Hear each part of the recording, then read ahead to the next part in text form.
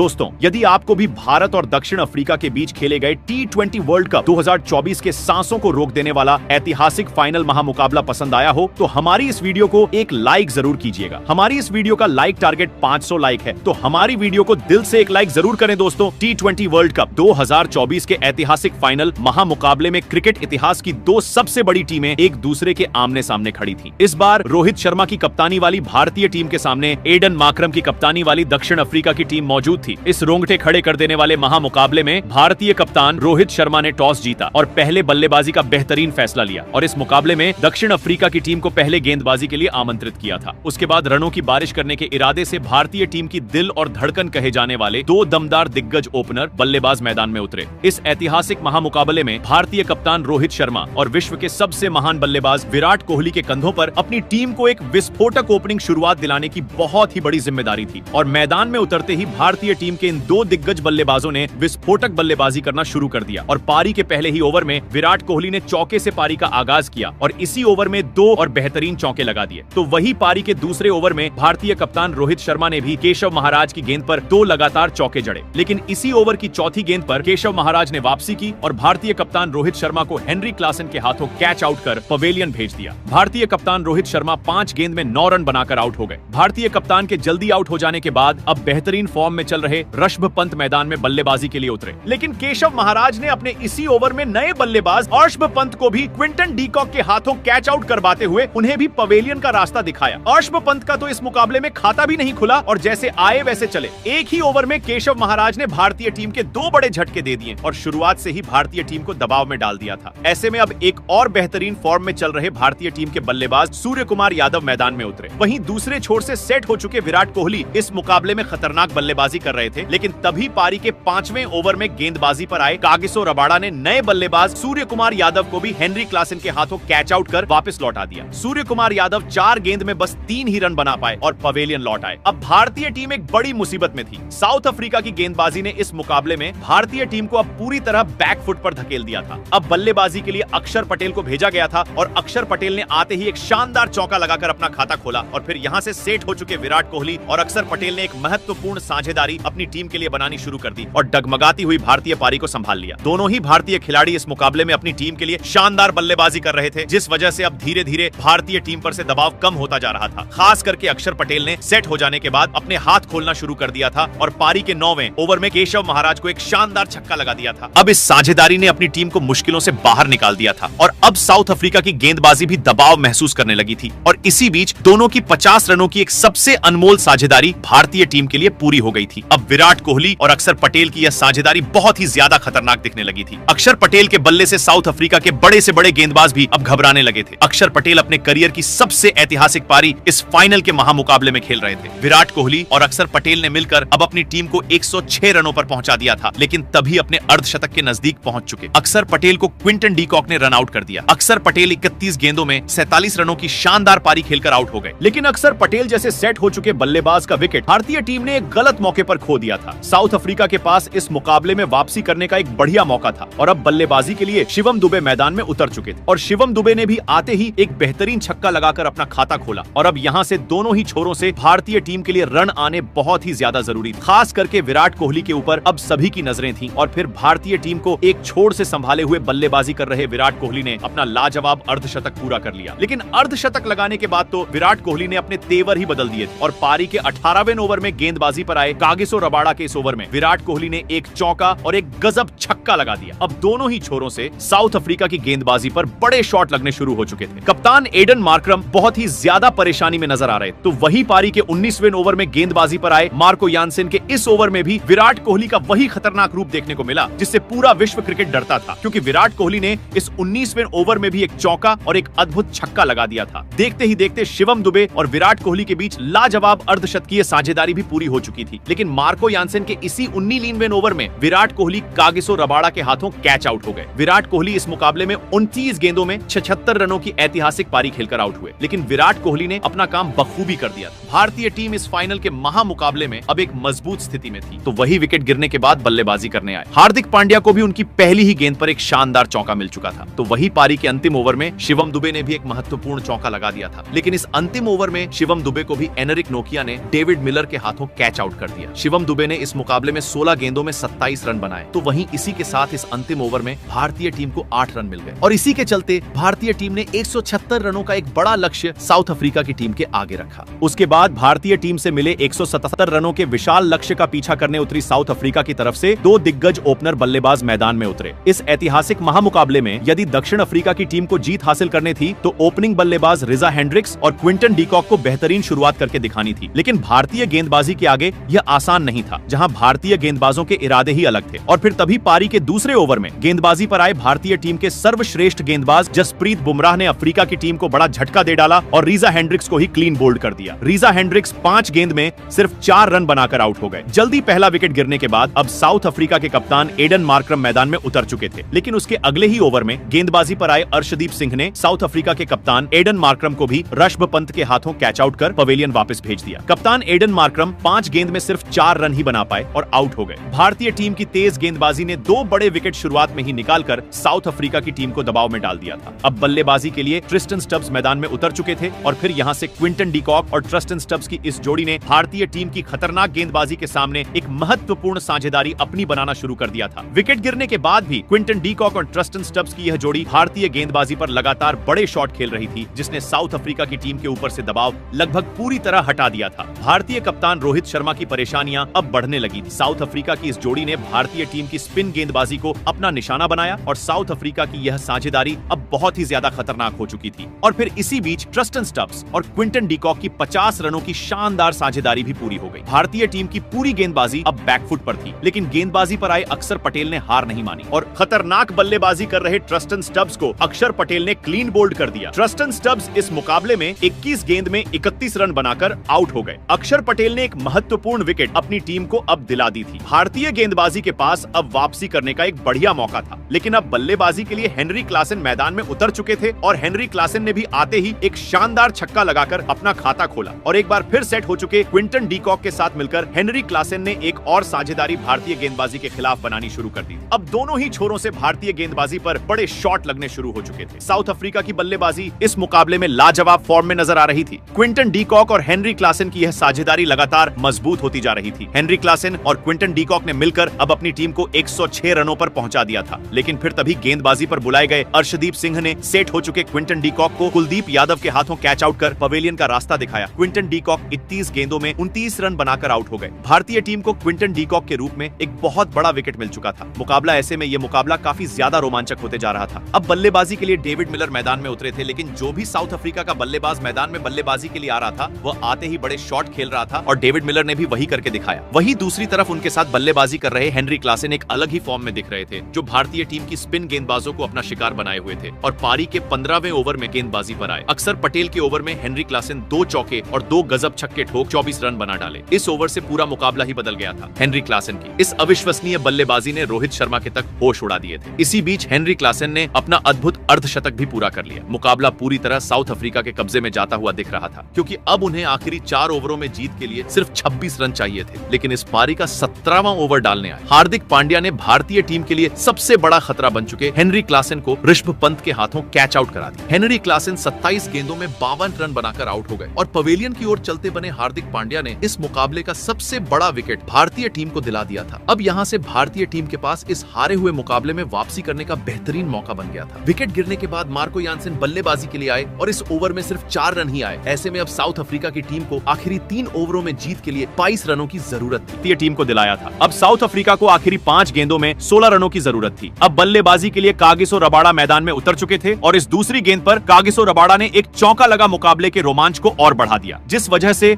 अब south Africa को यह वर्ल्ड कप जीतने के लिए आखिरी 4 गेंदों में 12 रनों की जरूरत थी। लेकिन उसकी अगली गेंद पर स्ट्राइक पर खड़े कागिसो रबाडा को 1 ही रन मिला। अब स्ट्राइक पर केशव महाराज थे, लेकिन अब 3 गेंदों में साउथ अफ्रीका को जीत के लिए 11 रन चाहिए थे और केशव महाराज को भी इस ओवर की चौथी गेंद पर 1 ही रन मिला, जिस वजह से अब 2 गेंदों में साउथ अफ्रीका को जीत के लिए 10 रनों की जरूरत थी। लेकिन उसकी अगली गेंद पर हार्दिक पांड्या ने व्हाइट बॉल डाल दिया, जिस वजह से अब 2 गेंदों में साउथ अफ्रीका को 9 रन चाहिए थे। लेकिन स्ट्राइक पर खड़े कागिसो रबाडा को इस ओवर की 5वीं गेंद पर हार्दिक पांड्या ने सूर्य कुमार यादव के हाथों कैच आउट करवा दिया। कागिसो रबाडा 3 गेंद में 4 रन बनाकर आउट हो गए। अब अंतिम गेंद पर साउथ अफ्रीका को जीत के लिए 9 रन चाहिए थे, लेकिन इस निर्णायक गेंद पर हार्दिक पांड्या ने केवल 1 ही रन दिया और इसी के साथ भारतीय टीम ने 7 विकेट से साउथ अफ्रीका की टीम को हराकर इस वर्ल्ड कप फाइनल में जीत हासिल करते करते हुए इतिहास रच दिया और 13 साल के बाद भारतीय टीम ने इस T20 वर्ल्ड कप का खिताब को अपने नाम कर लिया। तो दोस्तों, एक समय पर भारतीय टीम इस मुकाबले को पूरी तरह हार चुकी थी, लेकिन भारतीय गेंदबाजी ने इस मुकाबले में कभी भी हार नहीं मानी और अंत तक साउथ अफ्रीका के बल्लेबाजों को कड़ी टक्कर दी। भारतीय टीम ने 7 साउथ अफ्रीका की टीम को हराकर इस वर्ल्ड कप फाइनल में जीत हासिल करते हुए इतिहास रच दिया और 13 साल के बाद